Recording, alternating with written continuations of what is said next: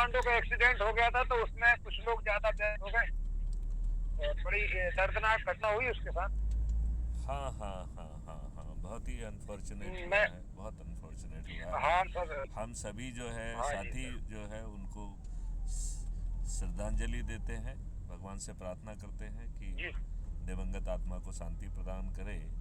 और ये भी जो है ना सर। संकल्प लेते हैं कि हम जो है दुर्घटना विहीन भारत बनाएंगे। बिल्कुल भारत सर, में बिल्कुल। कोई दुर्घटना ही नहीं होगी, ऐसा भारत का निर्माण कर दिया जाएगा। ये संभव है, इट इज़ डूएबल। बिल्कुल सर, बिल्कुल। Sir sir.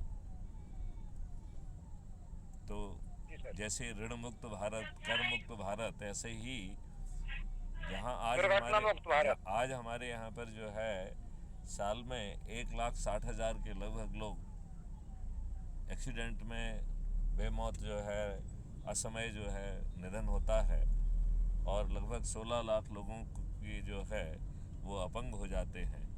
लिहाजा ये ज़रूरी है जी सर। जी कि हम जो है भारत की व्यवस्था को बदलें, और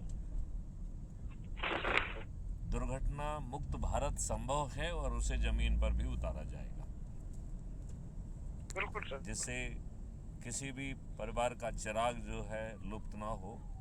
यही हमारी अपने कमांडो के प्रति सच्ची श्रद्धांजलि होगी।